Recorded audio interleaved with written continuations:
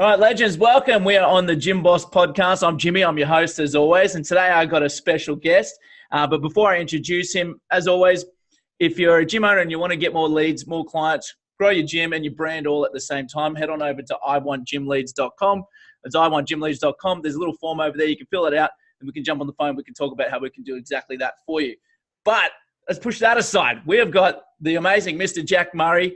He and I go way back. We've actually met at a sales workshop, actually. That's right. I'm thinking like 2013, 2014. Yes. It was a while ago. It was. And so we've sort of kept in touch a little bit here and there, but he's a speaker, mentor, coach, and he's actually got a book out right now, which we'll talk about a bit later. But the reason why I've got him on today is, oh, there he is. He's got the book in his hand. Boom. I want to sign copy, by the way. Yes. and the reason why we're getting him on today is how to build a profitable and highly rewarding relationship with your clients, right? So what we want to do with this is we're increasing average lifetime value of your client, or in a nutshell, retention. So for your gym owners listening out there, fitness business owners, this is going to be critical. Get your pen out, get ready, take some notes, because this is going to be filled with some good actionable tips right here. So Jack, welcome, man. It's good to have you on the podcast. Thanks, Jimmy. I'm so pleased to be on, and to create a bit of context for your audience now. Jimmy and I thought it was time to jump back on a call and reconnect and figure out what we've been up to for all these years. Like Jimmy said, 2013, 2014, we might have caught up in the middle there somewhere, and here we are today. However, we thought that it's going to be much more valuable for you to actually almost be a fly on the wall and listen in onto that conversation, so we can almost fill the gap in that time. What's happened? What are the big successes? What are some of the losses? And what are really, more than any of that, what are some of the strategies and organizing principles that have really worked for me? And I'm sure Jimmy's going to share some of his as well. Yeah. Well, man, kick it off a bit. Like, obviously, the profitable and highly rewarding relationships. Where do we start with this? Yeah. I think to also create some context around that, I think one of the biggest challenges I see in today's marketplace, Jimmy, is most people want to focus on marketing rather than focusing on what actually happens when you get the marketing right. Meaning, what actually happens when a client comes and works with you. One of the biggest challenges I've found is most people are really front-end heavy, meaning their business is front-end heavy. They have a lot of clients on that front-end offer, but however, on that back-end offer, it's really lean. Like, not many clients stay with them for years and years and years, and possibly even indefinitely. It hasn't happened yet, but that's my goal with each of my clients, all right? Lifetime, baby. Yeah, it's a lifetime. That's right. Yeah. It's totally lifetime. Now, the challenge is most people are so lean on that front end because they don't have systems and processes in place when a client comes and works with them, rather than just the technology. Now, let me give you some examples of that. Yeah, hit us with some examples, because there's probably two types of people listening to this in terms of gym owners. Yes. They're the one where they're like, all my clients never leave. Yes, like, sure. They're probably listening to this and you go, all my clients never leave. And you go, okay, great. Yes. What would happen though if you turned on that marketing machine? Because those people, when they say they never leave, it's been organic. You're probably sitting around that 50 to maybe even 100 members. You're probably somewhere in that range. And it's because you've got that smaller community, so you can have those touch points. But when you start doing the front end stuff, like what Jack's talking about, this is where it will come into play. So this is how you can get that next level of growth. So you're not just pumping people in the front, they're dropping out the back end. And that's the thing. I find what I do is I have an onboarding call for this exact process, Jimmy. Meaning that the first touch point you have with a client after they jump on as a client is the most important. I call that my terms of engagement. Like, what you need as soon as somebody comes and works with you is you need really clear examples, clear standards, clear boundaries on how you're going to deliver the product and service. What you don't do is get straight into the actual doing itself, because what happens is clients naturally go through periods of success, failure, fluctuations. They go through periods of stagnation. And what happens is that's when they usually drop off. However, if you can anticipate that with them the whole way through and give them some clear expectations, they're going to be much more likely to stay with you for that longer period of time. However, what I do for each client that comes with me, I let them know that I want them to stay with me for long periods of time. What most people do is they build up such anticipation for like this 30, 60, 90-day period that someone gets to the end of that and they're disappointed. If a client comes to me and says, Jack, I'm so excited, I pull them back into reality and I say, great, well, let's see where that excitement gets you. Let's see you start to put that excitement into action rather than building that overexcitement up into a place where it never comes into actual reality because their expectations aren't really in alignment for what they're committed to. Does that make sense? Yeah, 100%. It's like, you said the word in there, somewhere in there, but it's the expectation, right? It really is. And the challenge is most people are selling, they're overselling on that call. They're selling into what I call complexity. Every time you sell into complexity, you should only be selling one result, by the way, on that first initial point. What's their biggest problem? What result do they want? And then say, okay, you could probably achieve that within 90 days, whatever your front end is. Let's call it 30, rather than selling into this complex ideology of saying, okay, what do you need help with? Okay, great. We can, let's say for the gymmos, we can lose body fat. We can get you the 6-pack. We can get you living in the best shape of your life. Could you do that in 30 days? Yes, if they're committed, sure, depending on where they're starting, of course. However, I would rather help someone solve one significant problem to them really quickly and then get them to work with me ongoing so we can keep up their result rather than selling them this ideology of we're going to fix every problem right now. It's like the promise is way too big for the time. So by the time they get to the end of the time, they have lost the trust and faith they invested in you originally. Yeah. Okay. I get it. So a lot of the big thing is 28 days in the gym world, like do a 28-day or even do a 7-day or something like that, short term. Now we know as gym owners and, fit pros that, that losing body fat is a fucking long time. Like it takes a long time. And most people come to you, they want that. A lot of people are conditioned the quick fix. Let's do it now, all that stuff. And I love this because there's a strategy that I use for my clients. We call it selling to goal. So we'll go, okay, this is where you are. Where do you want to get to? And just for example's sake, we have a chart of different people at different body fat percentages. And you just go, which one do you want to be at? And I'll point at that one. You go, cool, that's 12%. So you're at 30% right now.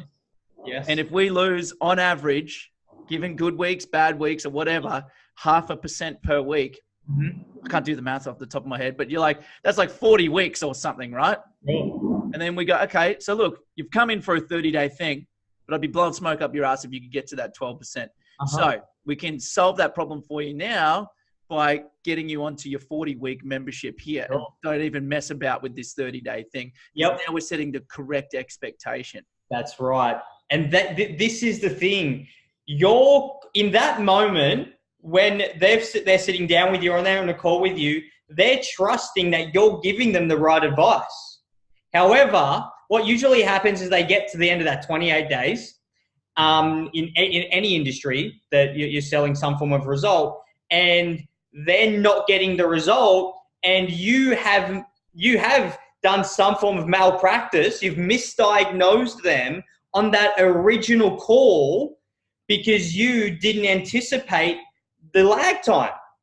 What you should have been doing is leading from the beginning and clearly mapping out all of these expectations. And then when you actually get to it, because here's the thing, if the 28-day thing isn't going to solve them, sell them the next thing, sell them the biggest thing. Like totally. That should be the goal. Now that's answer this question. This is what's people's minds right now listening. They're like, but they signed up for a 28-day thing they applied for my 28-day thing. What's your response to that? stop being so irresponsible. Stop misdiagnosing your prospects. I love that. Actually lead them. Like, aren't they investing in you so you can lead them? That's really what we're doing here. But what you're actually doing is you're trying to get a sale across the line selfishly, rather than saying, no, that's not going to get you to what you want. You need this. And the same way, if they signed up and registered for your 12-month thing and the 28-day thing was going to be best for them, sell them that thing. Like, just sell them what is best for them, regardless of what is best for you, because that will be what is best for you in the long term anyway. Yeah, exactly. Because this is something that I've really tried to not portray, but to actually live by in my own business after seeing the whole, how the agency and the coaching industry can be, is like, have morals, have ethics, and stick to them and do what's right for the customer every time. And sometimes that's having an uncomfortable conversation with them, like, hey, you've signed up for a 28-day thing, but you need this is a 6-month journey we're going to take you on. And by the end of the 6 months, guess what? You're not going to need us anymore, because you're going to learn absolutely everything to get to where you want to get to. And the reason why you'll stay after that 6 months is just because you love hanging out with us here. Yes. Great way to put it. And I think that's a much lighter energy and a great way to put it. Like, I'd rather say, if someone says to me, Jack, what am I going to get to with when working with you? Who's going to hang out and do some really cool things, rather than stacking the value so much just to get some over the line. If you can't see the value, I'm never going to give you the value in working with me. Like, if you can't see the value already, I ain't going to quantify it with working with me. It just doesn't work that way, unfortunately, but it's just the truth. And so this is like, to put this into an analogy, like if you go to the doctor and you're like, hey, doctor, I just need a Band-Aid. And he's like, dude, you need like 75 stitches. Yes. You're not going to sit there and go, no, just a Band-Aid will do.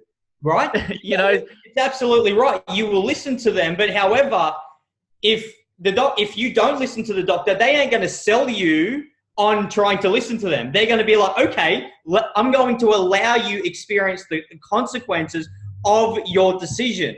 So, because they might be in they might have signed up for that 28-day program, and you have your 6-month program over here, and they say, oh no, I want the 28-day program. But even if they do want the 28-day program, and it's the equivalent to the doctor saying, okay, I'll put a Band-Aid on, you don't give them the Band-Aid, you don't give them the 28-day program, you actually let them go and experience the consequence of that. And then they will come back to you and go, okay, somebody else sold me the Band-Aid, the 28-day program. I am now ready for the 6-month program. Just because they weren't ready in that moment doesn't mean they won't be in the future. Yeah, exactly right. I think that's actually a pretty cool point that you brought up there is some people think like when you don't sign someone up today, they're forever gone. Yes. And that's not true. You just have to have things in place as a business. How do you keep people like knowing that you're still around? Yes. And like without like calling them up every day and going, hey, you buy from me. And that could be like with content, being on an email list and a few other things. But what's some of your stuff that you do for that? If somebody says no and you know that you've got something that can help them and you know they're going to come back somehow, how do you keep them engaged? We never get to a no, ever. I don't give an offer out unless we're at the pinnacle and height of desire. Like you've just burned through a really good prospect. Like this is where the marketplace gets it all too wrong. What you should not be doing, and I know it's controversial, what you should not be doing is sending your prospect out an online calendar form. That's exactly what you should not be doing. I'll tell you why. Why you shouldn't be doing that is because you have just given them an invitation to book in on your calendar at a time that may not be so great for you, so you may not be able to turn up as powerful and best. And you're also giving them a time to cool off at the height of desire. What I'd rather do is if someone's following me on social and they're at the height of desire, and you know at their height of desire when they're liking your stuff, they're commenting on everything, they're sharing your stuff, and they're engaging. That's when you know, okay, this person is at the height of desire. Now, the challenge with desire is it drops fucking fast. Like you can have someone at the pinnacle of desire and send through the online calendar and they book in 3 days from now. By the time they have booked in for that, let me give an example. If someone books in 3 days away in my online calendar that I have had, don't use anymore. If someone books in 3 days away, I don't want them as a prospect. Like they're not at the height of desire. What they're at is like, oh yeah, I sort of want to talk to you to see what you've got, kind of thing. What I'd rather do is I want to have a clear calendar so I can get to someone at the height of desire, by the way. And what I'd rather do is actually speak to someone. So if someone's engaging and they PM me because I've put an offer out, I'd rather get to that person really quickly on the day or the day after, never 48 hours away, because then I need to build desire again through content instead of having an online calendar and go, let's call Susie over here's at the height of desire, but James booked in for a time. Now they're conflicting. James is sort of interested because he booked 3 days away, but Susie's interested right now. I need to be talking to Susie, not James. Correct, yeah. This is the challenge people are having because they're like, oh, I need systems and processes. Dude, you just need to charge high fucking prices. The systems and processes work themselves out. Yeah, and you know what? I think that's great. Like if we put this into another way, just so you're doing some paid advertising for your gym, and you've got it. Just say you're running a 28-day program for the example we've been using for today. There was a statistic, I think it was from like Gym's Mowing or Gym Services. I think you know about this one, where they did all the statistics. And when someone applied on their website, went to their website and entered in the name, email, phone number saying, hey, I'm interested in XYZ service, that I don't know the percentage off the top of my head, but if they called them within 5 minutes, the likelihood went up something like 900% to turn into an actual sale. Yes. And so that's what you're talking about is like, get them when they're hot. Yes. Get them when they're ready to go, to put it in another term. That's because right. If you get a lead, just say you get a lead, you're running an ad, you get a lead on Friday, and you're like, I got after work drinks, I'm going to go hang out with a few of the guys. Then I've got my mum and dad visiting over the weekend. I'll call them on Monday. You've burnt that lead. You have. Done. You absolutely have. You got to call them that same day. Like I tell everybody, at the most, 12 to 24 hours max. But if you can bring that in even shorter, the shorter the better, within an hour, within half an hour. Yes. And you can set up things like this. So when they opt in, boom, you get a notification on your phone and you can just literally go, hey, how you doing? They'll be like, well, that was quick. And then you can make a joke like, yeah, my wife says that too. Yes, perfect. But you know what I mean? So that way you're in. Yep. And it's such a great way to put it. But the challenge is you've got most people have got all these other prospects booked in that have dropped and lowered desire. Like time lowers desire. It takes a bit of time for them to hit the peak, and then it's super quick to go down.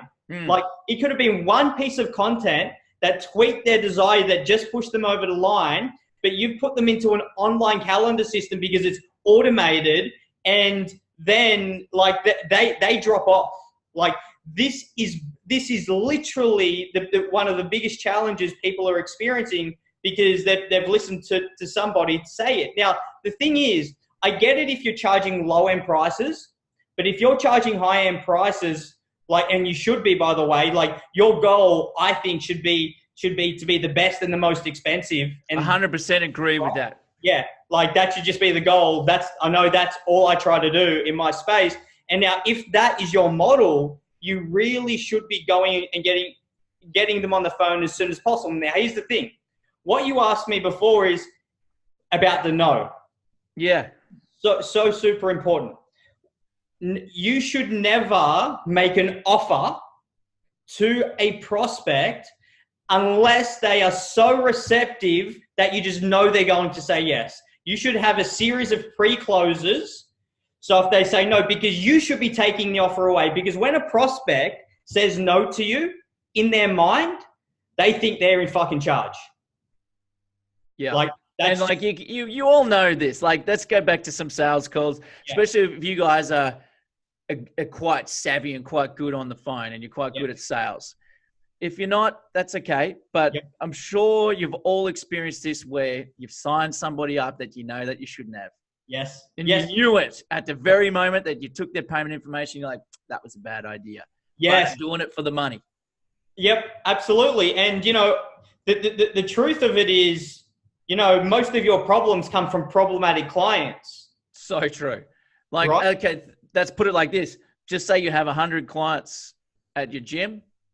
There's probably like 3 to 5 that take up about 90% of your headspace. Sure. Yep, absolutely. And those are the clients that, like you said, you shouldn't have signed, but now you've signed, you better go and serve those clients, because you signed them. Once you take somebody's investment, some people say fire your clients. I'm like, dude, why did you bring them on?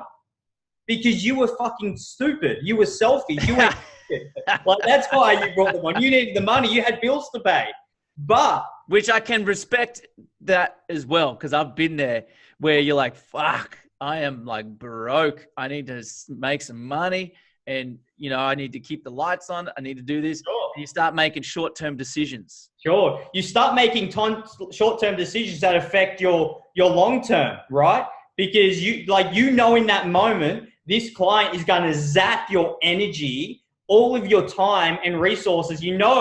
Deep down there, an energetic block for you. And even anybody else in the same room isn't going to fucking like hanging out with them anyway, but you still bring them on. So it's really to your consequence, and you aren't really emotionally invested in that client anyway. So what you should have done just from the beginning was had the balls or the guts, to keep it PC, to say no to that and actually have the courage to attract the real clients. But the challenge is, when we get around to this, is you're not being your genuine, authentic self on social. So you're attracting a different kind of market, because if you were your genuine self on social, that person's not going to show up for you. Like, they're just not going to be there. Like, those kinds of clients disqualify themselves from your social. Like, I get unfriends every day because people are because I'm attracting and repelling rather than just trying to attract. Yeah, so true. The repelling part is massive. Now, you've said a whole bunch of stuff in there I think that is like fucking awesome. There's 2 major things that sort of stood out if we can do them one at a time. Number one is you're talking about the energy, which I think is massive. And that's something that I've personally done this year, which has helped me grow the agency, because I've literally, everybody who's listens to this regularly knows that I started this agency at the start of the year. I went full-time, shut down all the PT businesses that I had, and went 100% into this because demand started going up. But then what that happened brought other challenges. So I've been focusing a lot on discipline, routines, and energy, and time management, for lack of a better word. And that rolls into it as like energy management, because totally. if you have these people, and I'd love to get your take on this, but I know for me, there's a certain amount of tasks I can have on my, call it to-do list, where I'm comfortable. If I add that one extra, it's like mental overload. And so that's energy management there from a work capacity. But for number 2, it's clients. And there's a filtering process that I know now, like over the years of doing it, that you could see the markers of like, okay, this person's going to take up a lot of my time and my energy, and it's going to destroy my soul. So I need to be able to protect that so you can be your best for everybody. Yes, absolutely. Your clients invest in you to show up at your absolute best. Like, that's why they're investing in you. The reason my clients come and invest 20, 30, 40, 50, 60, 100, 200, 500K throughout our lifetime is because they want me to turn up at my best. For me to turn up at my best, I need to do things. I need to go do some martial arts. I need to do some boxing. I need to fly first class. I need to dine at the fanciest restaurants. Why is that the case? The reason is because if I dine at anything other than fancy, I ain't fucking happy. That's just the truth. Like, I don't enjoy it because I want to have the best of life, and I want my clients to have the best of life as well. However, what happens is the reason you're not attracting those great clients, and for those listening, and the reason you're not doing that is because you have these incongruencies in your lead-up phase. Like, you want to dine at 5-star restaurants, but you're dining at your local cafe. Like, come on. Like, you want to have first-class clients, but you ain't flying first class. It just doesn't work that way. At some stage, you're going to have to decide to show up and be your absolute best self. The version you envision yourself to be, you're going to have to experience now to attract those kinds of clients. Now, here's the thing. When you show up at that best self, those problematic clients don't even enter your world because they know they can't play there. Like, they just know, they're like, oh, this person's playing too much of a high game for where I'm at. I might put them on the vision board, cool, but I'm not going to be able to play there. So I would rather set standards up of the way I want my life to be, and you can aspire to get there, rather than meeting a client there, trying to big them up and take them there. It just hasn't worked that way. And coming from a life coaching background, I done this, right? I really tried that model, but I decided to just give everybody an invitation for the best version of themselves rather than trying to coach you to your best version of yourself. I just haven't seen success in that. Yeah.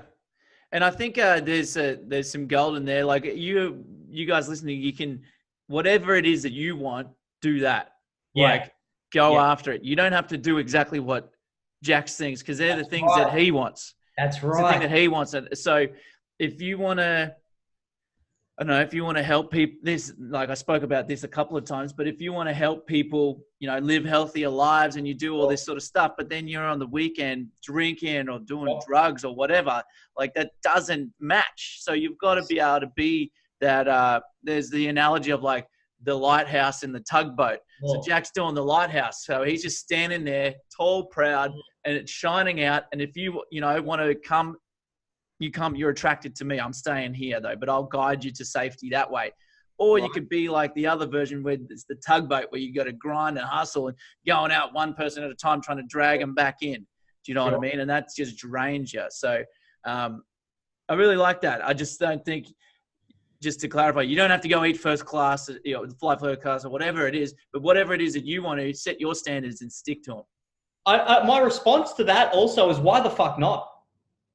Like, if you live in an abundant world and everything's available to you, like, yes, you don't have to. And what I'm not saying is I don't go out into the bush and eat snags over a campfire. Like, I do that as well. We're doing that this weekend coming up. Like, I drive a Toyota Hilux. But if everything is available to you, take it all. What you shouldn't be doing is disqualifying yourself from things that you can experience as well. And like you said a moment ago, you know, really what we're trying to take away here are those incongruencies. And if, like, you are not going to attract high-end clients if you don't also experience high-end in your own life. It's like you're committed to high-end clients, meaning someone's told you to raise your prices. However, when it comes to actually experiencing high-end in your life, you ain't doing it. That is an incongruence. Like, if you have a choice between the two, I'd rather choose high-end because it invites everybody else to aspire towards high-end as well. Not to say high-end means luxury. It just means, hey, you're going to hold the highest standard of yourself possible so you can be that lighthouse. Exactly. Yeah, that's exactly it. So I just didn't want people to start going, well, fuck, man, I got to start going first class and this. Like, but for me, I get it. It's your audience. I'm totally cool with that because I'm like, maybe they'll have a different experience, like I did and like my clients did. Maybe they'll go and they'll be like, this. It's funny because if I go into a cafe I don't enjoy, I actually block the abundance of the energy of greater things because you're like you're incongruent right from the beginning. Yeah, so like it's going to that energy sort of thing, right? The energy again, and so yeah, totally. If you feel good, if you feel like you're at your best self, sitting in the garden patch, you know, eating mulberries off a mulberry tree, do that. That's your high-end energy. That is exactly right. That's what makes you feel great about yourself. That's exactly what you need to do. Yeah. Like, that's a perfect way to put it. Yeah. And I think, again, like for the gym owners as well, having complete meal prep done for you is considered like the dream. So fucking do it, because it's a good thing for your clients. Yes. So if they see you doing it, they'll want to lead by, because you're leading by example. They'll want to follow in your footsteps, especially, if you've proven that you can get people lots of results and they see what you're personally doing, like, oh, because you don't want to be like the do as I say, not as I do type people. That's right. And this is really in correlation to the topic of how to build highly rewarding and profitable relationships. Like, if you have these incongruencies, meaning you're teaching one thing and doing another, your clients just aren't going to work with you for any longer than they have to. Like, they will take the value they've paid for, more than likely they've invested in, and they will leave. Because the reason clients don't reinvest is because there's incongruencies in what you do. And this is what you really want to eliminate in your life, are those little incongruencies that are hanging you up. Because every time you go to share it on social, it's like you have this inner block. But as soon as you can be totally congruent, anything you share just works, because you don't have these inner demons, these inner congruencies that are blocking your energy and flow.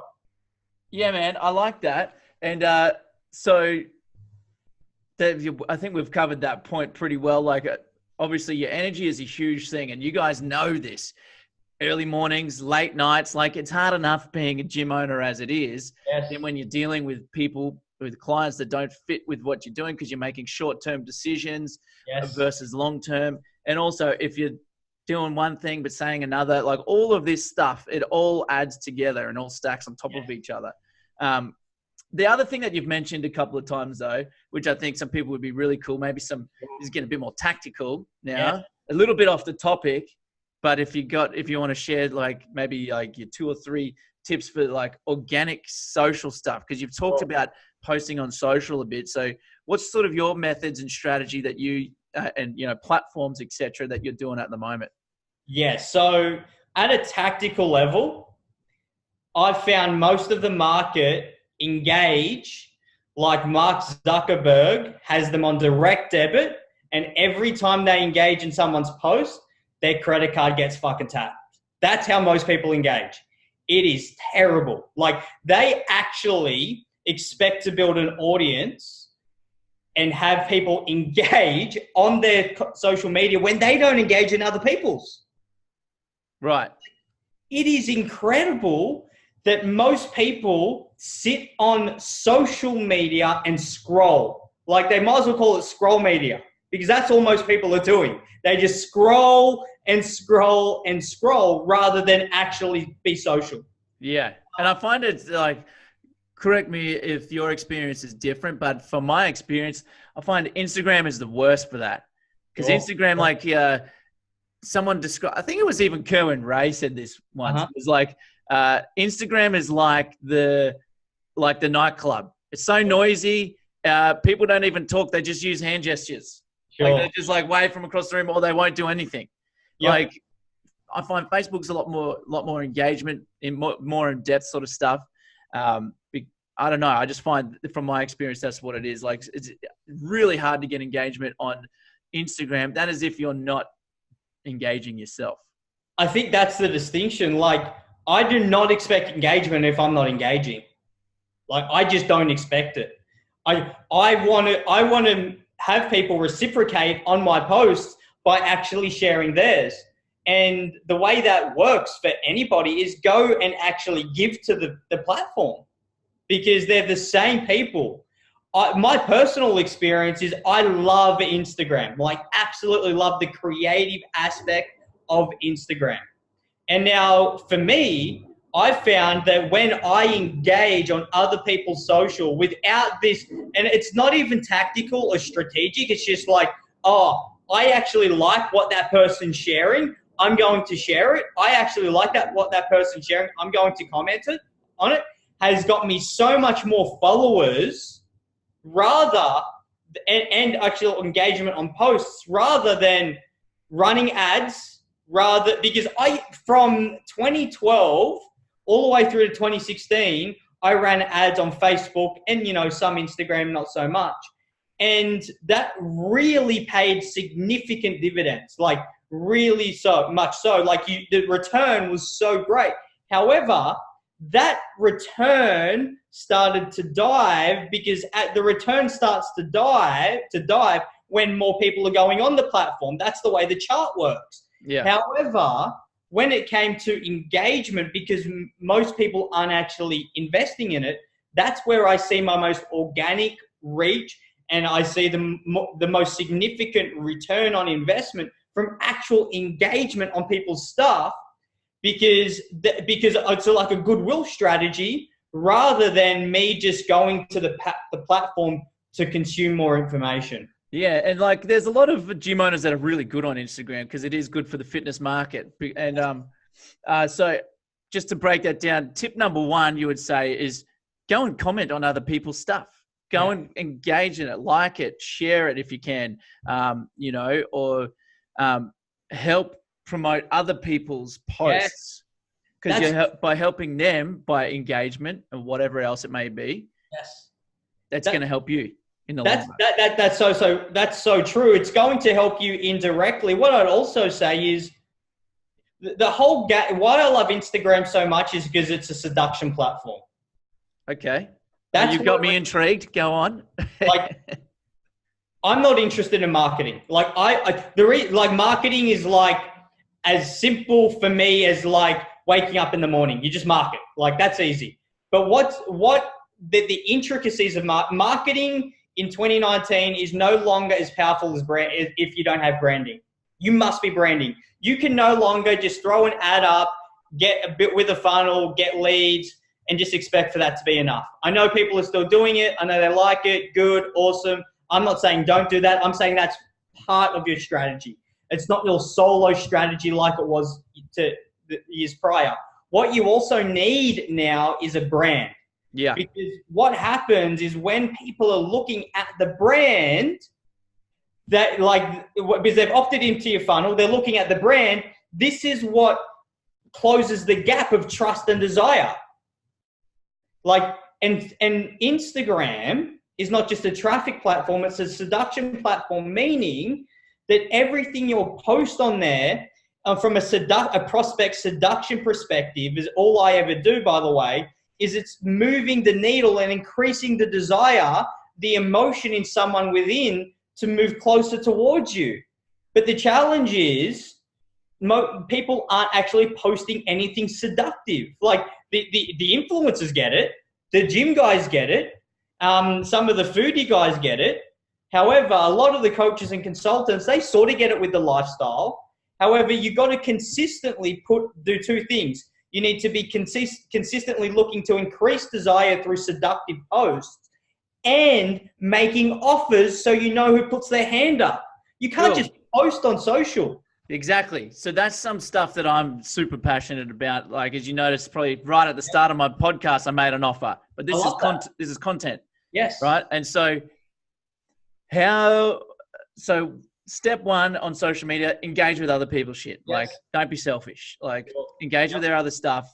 Yes. And obviously if you're a local area business like gyms, try and make it in around your local area. So find other local businesses, comment on their stuff, other people that, and you can figure that stuff out pretty easy. Like, my wife's done the same thing with like all mums on the Gold Coast here. Yeah. And so she's building up her profile just by organic, by doing that, finding where they are and commenting and promoting their stuff.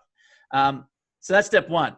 Step two is like, now create content for this, as you said, the seduction process. Yeah. What is that to help people understand it a bit better? What is that? And the offers thing is easy. I can add my 2 cents on the offer, but I'd like to hear that. So that's the third thing. So what's the seduction stuff? Seduction is the subtle art of increasing desire within a prospect. It's the subtle art of what people used to do. I just want to give you the distinction here. What people used to do is they used to send out emails. Like that was the art. They do long copy, send out an email, short copy, but you no longer need to send out emails. I don't send out emails anymore because I don't like the clunkiness of it. It's boring. However, what I do like to do is I like to post on social. Now, stories, of you actually doing what you enjoy to do is one medium of that. That's some seduction. A post should be, you know, a couple photos, two, three photos of your day of you actually experiencing life and enjoying it, and put some copy underneath it as well. Talk about their biggest challenges, their problems, what they're experiencing, you know, the usual stuff that goes into copy, but the photo usually says it all. Now, here's the thing. I love IGTV, or let's call it Facebook, is because you get to put a personality behind the story, behind the post that you posted on your, let's call it your feed with IGTV.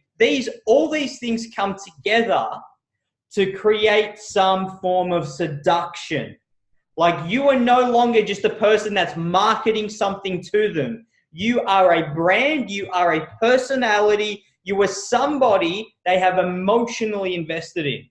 And then what happens, by the way, they disqualify themselves or they qualify themselves through the offer. And then when they put up their hand for the offer, they jump on a call with you, and then it's much easier to convert them. You don't need to spend an hour on a call when you have done your prospect seduction right. 100%. They've already invested in you. 100%, because they know you, they like you, then trust you. They know, like, trust thing, right? So Totally.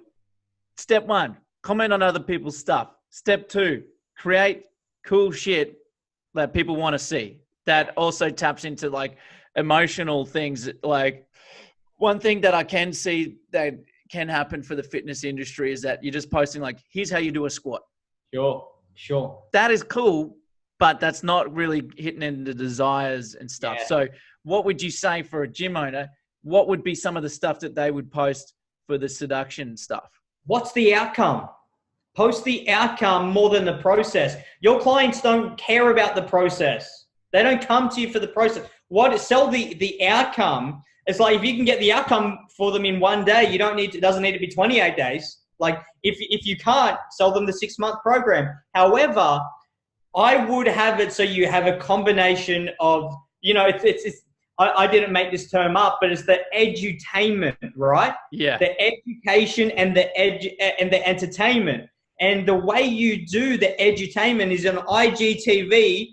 Keep it educational, right? Great. But make sure on your actual feed, you have some seduction of, you know, for the dude, it's the 6-pack, right? You know, you get over 30, you stack on that extra weight. I'm there now. I get it. I didn't know it before. And then you're like, oh, I need the 6-pack. I want to lean up. And so you should be posting that. Absolutely. But what you shouldn't be doing is just posting that without the education. And you shouldn't be just posting the education without the seduction. You need both in that. And here's another thing. You need to do things in real time. You need to be like, don't save content. Like, seriously. Like, saving content costs you time, energy, and effort. If you're like sitting on content, oh, I'll post that photo later. Oh, that'll be really good for tomorrow. It stops momentum. Don't schedule it in like a planner. Go and live your life and just become great at punching social up so fucking fast that it's like done. And then you have your tribe of people around you that just hit that. So engagement increases so quickly. Because the reason most people don't post is because they don't have social anxiety anymore. They have social media anxiety. They're like worried that someone's not going to like their post. So what you need to do is you need to architect and make sure you have your team there. So every time you post, you've trained your clients and your prospects to like get onto your post so quickly that it goes into the stratosphere of social media and the feeds a lot quicker, rather than sitting there and you're at the cafe wondering, is anyone liking my posts? Oh, then if that is happening to you, sort it out through reciprocity rather than letting the fear well up. Which takes back to step 1, as you said, by commenting on other people's stuff. Love it, man. Okay, this is getting juicy. This is like nice and spicy in here. Yes. So, my take on Instagram is the posts can be a little more curated. little bit more filtered, whatever. But your stories is real time behind the scenes. Totally. Like, this is me right now. Actually, I might do one while we're talking here right now. I might even do one too. Oh, Inception, people. Okay, you ready? This is what we're going to do. Boom. We are live on the podcast, Mr. Jack Murray. And if you haven't heard it a million times before, go to iwantgymleads.com. Go speak with this legend right here. Here with Jimmy, and it's iwantgymleads.com. Go there now. I love it. So right now, then I'll tag you in that super quickly, and then I'll hit send to all rainbow colors and all. Look at that. Done. And then that's posted. What I don't do is I don't sit on the content. Exactly. So you want to make sure that you don't sit there and overthink it, because I feel like that, like, you got to have a bit of a strategy, obviously. But if you sit there and go, I didn't like how my hair was there, or I didn't like that makes you more real. That makes you more likable, because people can see, okay, maybe I don't know, maybe he's if you're in the fitness game, it's like, oh, look, he is eating a French fry. Yeah. Oh, okay. But look at the result, and then you can give him some education of like, you know what? I haven't eaten a French fry for 14 days, and this is how I did it to be able to stay here with the abs. Like, now you're starting to build the lifestyle of like, oh, cool, maybe I can eat that and can look like this ripped up dude or this really fit chick or whatever, right? And it's a lot of people feel like, okay, maybe I'm not super ripped up and super, but you've got your version of of how you're living life. Maybe it's like how you live a healthy lifestyle with your family, if you're a bit more family oriented. And how do you include that without the guilt and the shame or whatever of feeling like that you're giving them a takeaway from time to time. But it's like, how do you do that? You know what I mean? And I'd rather have no strategy and just do than over strategize and never do. That's so true. I think this is the challenge. Like, somebody's done a course and it's put them into a place of procrastination rather than action. Like, they're like, it's not perfect, or I haven't followed the steps that Ty Lopez gave me. Like, you do realize that the steps don't count when you just do. Like, why don't you just be clear on your values and organizing principles and create your own strategies that work for you? Like, there is no one size fit all strategy. Like, I've looked for it. It doesn't exist. Like, you're actually better off just doing and figuring out the tactics and strategy as you go. I think a lot of people are scared to make mistakes. Yeah. And there's a great book that I always quote, because it's just amazing. It's not very entertaining, but it's amazing, by Ray Dalio, called Principles.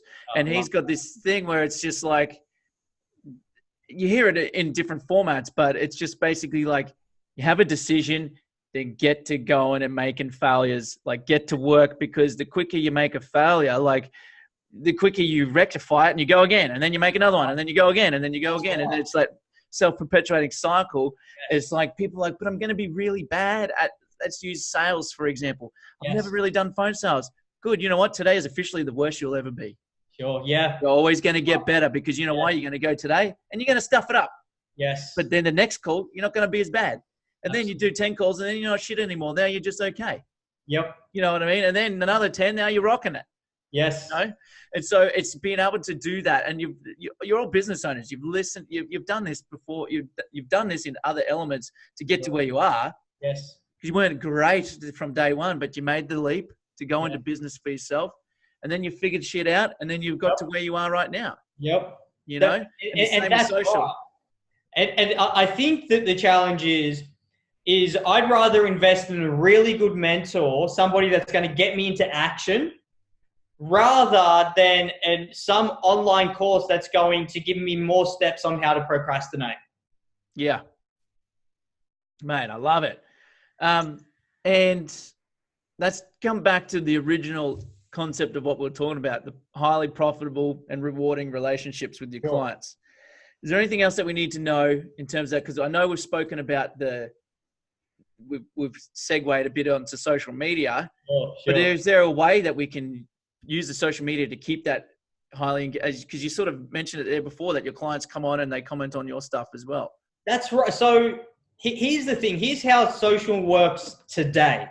Like social works today, like there's two things you want to train and indoctrinate your clients to do. There's two things. You want to indoctrinate them into going onto all of your social media and engaging, just as you should be doing with theirs. So do you tag your clients, etc. and stuff? Absolutely. Share everything they post. You don't need to like what they post to actually like something. Like there's this stupid idea out there that if you sort of don't like someone's content, like you don't like it. Like I like the person that's posting the content, so I'm going to go like the content. Like what I'm not going to do is create all of these rules of engagement. Like I'm not going to be like, they shouldn't be posting at that time of the day. I'm not going to go like that. No, they didn't do this right. That photo is a bit grainy. I'm not going to like that. Like, come on. Get real about it. You know what, actually, to bring this full circle, Jack and I haven't spoken for years. Sure. And I was running an ad for a free PDF, yes, and he actually saw the ad and commented on it. Yes. And that's how we reconnected again. Absolutely. I was like, yeah. So it's a perfect example. And here we are right now. Yes. And it's great because now we're back in communication again. Yes. After these years. And it wouldn't have happened if he hadn't, because I don't know who sees my ads. They just go out. Yes. And, so yeah, thanks for doing that, man. This is amazing to reconnect. Thank you. And like I said, I'm only sharing my experience of what I've experienced with you. So it was really easy to just comment on the truth. Yeah. However, because what you're really doing in that moment is creating a new energetic type. Totally. That's really what we're doing in that moment. Like you want to know how to call in clients and call in your soulmate clients. You need to put out as many energetic ties as possible to the world and say, hey, I'm here, who wants in? But you can't do it as just saying, hey, I'm here, who wants in? You need to spread energy out into the marketplace. And that's one of the ways I do that. Is like, okay, I engage. Most people are not engaging on social media. Now, here's the next part of that process. So yes, you've got your clients to engage, but you're going to need content. So what you do is you make sure anytime your clients are with you, you actually have them being your film crew. They're your camera crew. Like they must be your camera crew taking photos, because there is a different level of social hierarchy between you taking a photo as a selfie with you and your laptop and all that kind of thing versus somebody else taking a photo of you in action. Like it just plays a different thing in your unconscious mind. So you want to be making sure you're capturing all these moments. When a client's in a room with me, I want to make sure we have what I call social media breaks. Hey, this is a break. Punch up social. Like we're doing work now rather than us just talking about the work. And they do that with their clients. So you're creating this massive feedback loop of everyone building energy and taking photos of each other and tagging each other and doing things rather than just education. And I think that's cool, especially if you're like if you're a local area business, AKA gyms. Yes. You can quickly get a good bit of brand awareness even if you have, say, 20 highly engaged clients that are commenting, tagging, posting, sharing all your stuff and being in your stuff. That's going to get around pretty quick because usually people on their social media, majority of them live around where they are because it's all their friends and family and, whatever. And that'll start to go. Then that'll start to be like, they'll be at a barbecue and be like, hey, Mary, I see you like at this, at Mr. Jack Murray gym. Yes. What the hell's going on there? And then she'll be like, it's great. She come down. They're fantastic. Boom, here. First of all, follow them on social. So then she'll go and follow on social. And then, you start getting more. And it's that whole thing. It is like it's like a big web, right? Everything all sort of tying together. Totally.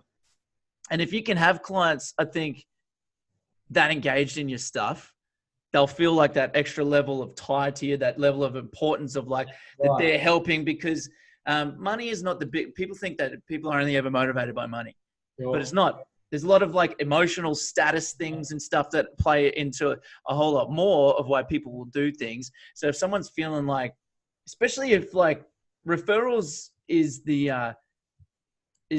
ultimate, right? Because you don't pay money to get a client, Yeah.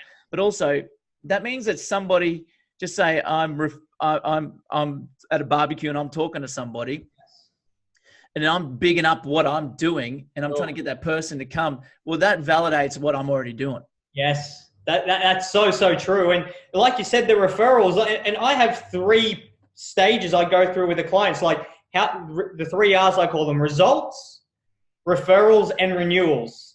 And this brings it back to that client lifetime value. How soon can you get them results? By not selling into complexity, because you didn't have a massive promise. You just had one promise that's going to really change the game for them, because your 12 6-month programs will help them with their longer term stuff. Referrals, hey, have a process in place for referrals. Actually encourage them. And the way you do that is each time they thank you in private, have them thank you in public. Each time. So every time a client says to me, "Oh, Jack, thank you so much to that," they know my response is, "Hey, thank you for thanking me in public. Private, please thank me in public." So then they go onto your social and thank you in public through referrals and things like that. Yeah, cool. Right? And then you have the renewal process, which is like, hey, because you didn't sell into complexity, you still have trust there because you got them the result. Of course they're going to work with you because things actually worked from the beginning. Yeah. And man, I like that. That's like bring the whole conversation full circle. So just to sort of recap that, to go right back to the start, how to build a highly profitable and rewarding relationships with your clients, right? And it starts off, number 1 is having, as we were talking about, standards. Yes. Right. Having those standards and living by your standards, making sure that you're not selling into complexity, like what you spoke about, and that we're like a doctor prescribing the result, the actual medication that's going to, the actual thing that they need, not the thing that your business needs. Yes. I think that's part 2. Part 3 was about the energy, protecting your energy so that you're not making those short-term decisions like what we spoke about, and doing the things that keep your energy full. You use the example of doing your BJJ or whatever else that you do, eating at nice restaurants, whatever that is for you, you do that. Totally. Yeah? Perfect. Then we went into social media, which I think was great.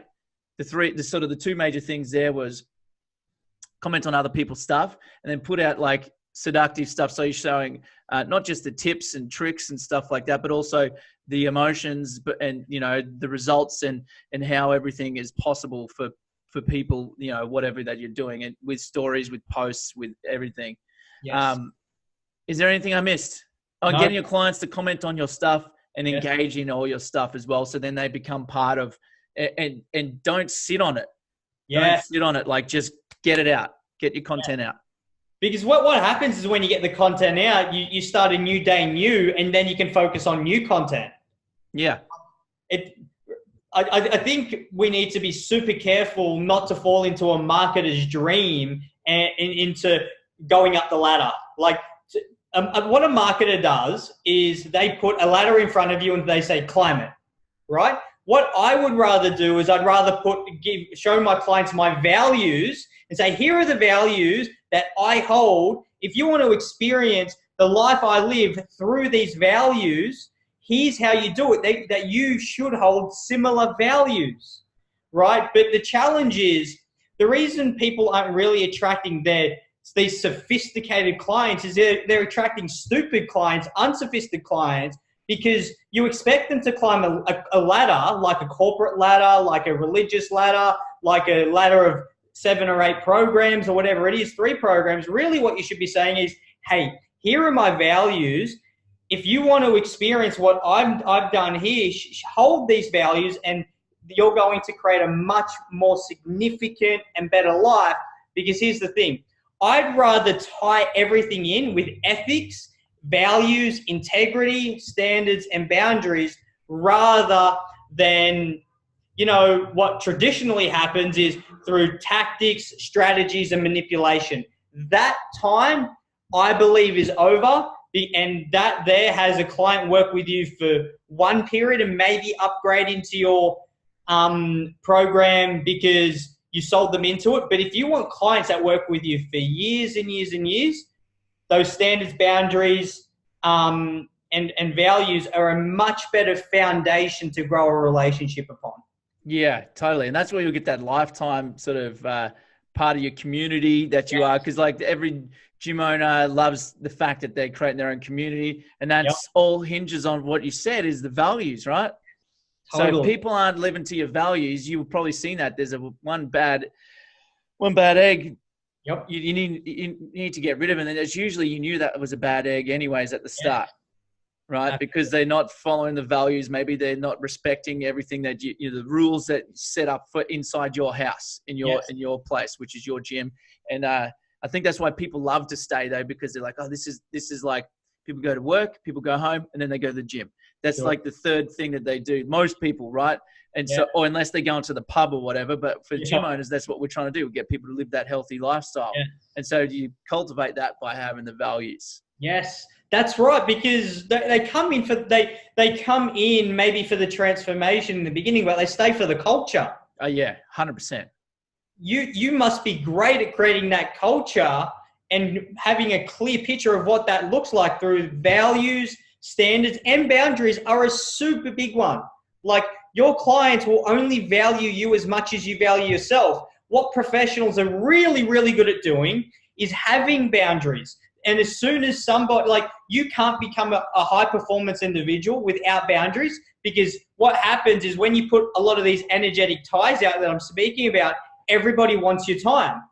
So what happens is when you have boundaries and standards in place to make sure you're talking to the right people, like as an example, if somebody doesn't show up powerfully to your call, it must be a boundary, and they're out driving their car and they're like, hey, I've got my headphones in, I'm happy to take the call now. You've got to be like, no, because like that's a boundary for you.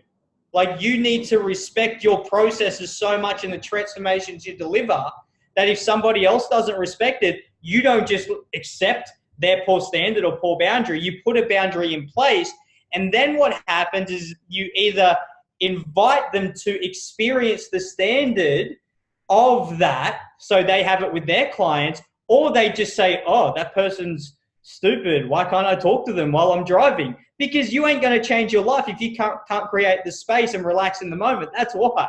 Yeah, 100%, man. Dude, this has been amazing. I've loved this. Before we roll into my rapid fire questions at the end there, if people were like, hey, this Jack Murray guy, he's a bit all right. You know, I want to find out a bit more about him. Like, we haven't even really talked about it, but you got a book that I've seen you've done it as well just recently, which is really cool. You know, what's the channels people can reach out to you? What I'm going to say is don't get the book. Don't get it. I am not going to let a book get in the way of our long-term relationship. That would be really irresponsible of me. Like the book is another way for you to consume more information.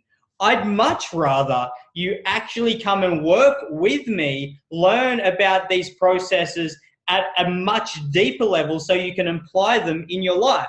What tends to happen is most people are putting books, podcasts, webinars, all these things in the way of somebody working with them. What I'd rather invite for you to do is make a deep commitment to yourself to actually make the change. And if you feel like you want to tune into a more of a conversation like this, let's jump onto a call. A much easier process. Where you can jump on a call with me is callwithjack.com. Oh, I like that. Callwithjack.com. That's easy. right. Really easy. It's a form that you fill out. I call it an application form because that's exactly what it is. I will go through and screen your responses because like Jimmy said in the beginning, and it's so true, you have markers. Like if I will know from those responses if you're going to be a success with me or not. just from that. And it's got nothing to do with where you're at. It's got everything to do with the values you hold. Like, I really don't care if you're a multi-millionaire doing business right now. I can definitely help you.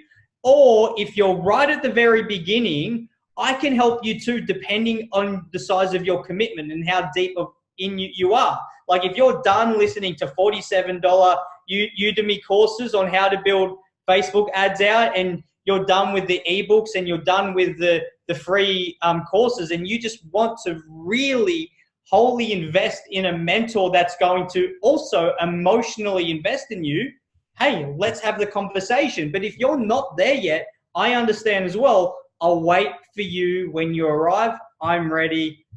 I'll see you soon. And that's also, if that's callwithjack.com. Yes.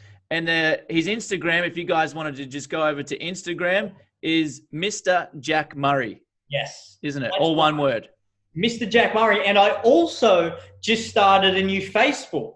The reason I started a new Facebook is because I created all of these old energetic ties on my old Facebook, and I just no longer was enjoying it.